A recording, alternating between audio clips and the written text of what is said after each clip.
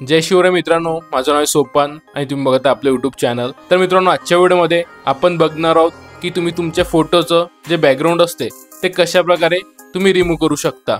मित्रांनो, तुम्हाला सुद्धा माहिती आहे की भरपूर सारे अशा वेबसाईट आहेत त्यावरती तुम्ही ऑटोमॅटिकली तुमच्या फोटोचं जे बॅकग्राऊंड असते ते रिमूव्ह करू शकता। तर मित्रांनो, त्या वेबसाईटवरती तुम्ही 1 ते 2 फोटो फुल HD मध्ये रिमूव्ह करू शकता। त्यानंतर त्या वेबसाईटवरती तुम्हाला सबस्क्रिप्शन विकत घ्यावं लागते। पण मित्रांनो, आजच्या व्हिडिओमध्ये मी तुम्हाला अशी एक प्रोसेस सांगतो, त्यामध्ये तुम्ही तुमच्या फोटोचं जे बॅकग्राऊंड आहे ते ऑटोमॅटिकली रिमूव्ह करू शकाल आणि त्याची काही लिमिट सुद्धा नसणार। त्याचसोबत तुमच्या फोटोची जे क्लिअरिटी आहे ते सुद्धा कमी होणार नाही। तर मित्रांनो, सर्व माहिती सांगतो त्या अगोदर अशाच प्रकारचे महत्त्वाचे व्हिडिओ पाहण्यासाठी आपल्या चॅनलला नक्की सबस्क्राइब करा। तर चला, कोणत्याच प्रकारे टाइम वेस्ट न करता आजचा जबरदस्त व्हिडिओ सुरू करूया। तर मित्रांनो, बघू शकता हा एक माझा फोटो आहे। या फोटोचं जे बॅकग्राऊंड आहे ते मला बॅनरसाठी रिमूव्ह करायचं आहे। मित्रांनो, सर्वात आधी तुम्हाला फोटोचं जे बॅकग्राऊंड आहे ते रिमूव्ह करण्या अगोदर तुम्हाला तुमच्या फोटोला थोडं कलर ग्रेड करावं लागेल। त्यासाठी तुम्ही स्नॅपसीड किंवा लाईटरूम ॲप्लिकेशनचा यूज करू शकता। तर मित्रांनो, अशा प्रकारचा माझा आधी फोटो होता। त्यानंतर मी स्नॅपसीड आणि लाईटरूम मध्ये कलर ग्रेडिंग केल्यानंतर जो फोटो आहे तो काही अशा प्रकारे तयार झाला। फेसवरती सुद्धा खूप चांगल्या प्रकारे इफेक्ट आला। जर मित्रांनो तुम्हाला लाईटरूम किंवा स्नॅपसीड मध्ये कलर ग्रेडिंग करता येत नसेल तर नक्की कमेंट्स करा, त्यावरती आपण एक डेडिकेटेड व्हिडिओ बनवू।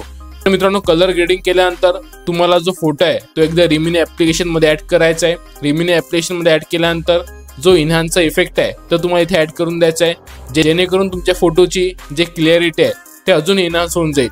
अशा प्रकारे प्रोसेस केल्यानंतर तुम्हाला प्ले स्टोर वरून फोटो रूम नावाचे जे ॲप्लिकेशन आहे हे डाउनलोड करायचे आहे। डाउनलोड केल्यानंतर तुमचं जे फोटो रूम नावाचे जे ॲप्लिकेशन असेल त्याला ओपन करा आणि लक्षात असू द्या तुमचं जे नेटवर्क असेल ते ऑन असायला हवं। त्यानंतर स्टार्ट फ्रॉम फोटो या ऑप्शनवरती क्लिक करा। त्यानंतर तुमचा जो फोटो असेल तो फोटो सिलेक्ट करा।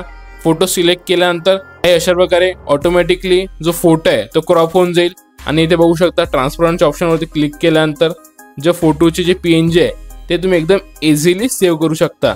आणि मित्रांनो, तुम्हाला असं वाटत असेल की या फोटोची जे क्लिअरिटी आहे ते कमी झाली असेल, पण मित्रांनो जो फोटो आहे तो ऑलरेडी आपण इन्हान्स केलेला आहे, त्यानंतर त्याला थोडं कलर ग्रेडिंग केलेलं आहे, त्यानंतर ज्या फोटोची जी क्लिअरिटी आहे ते कमी होणार नाही।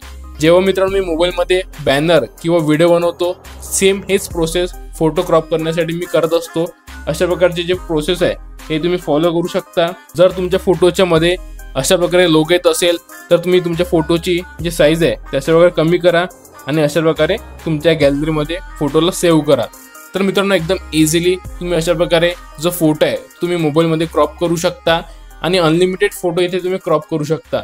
तर मित्रांनो, तुम्हाला व्हिडिओ कसा वाटला नक्की कमेंटमध्ये सांगा आणि तुम्हाला एडिटिंगमध्ये काही अडचण असल्यास इंस्टाग्रामला नक्की मेसेज करा।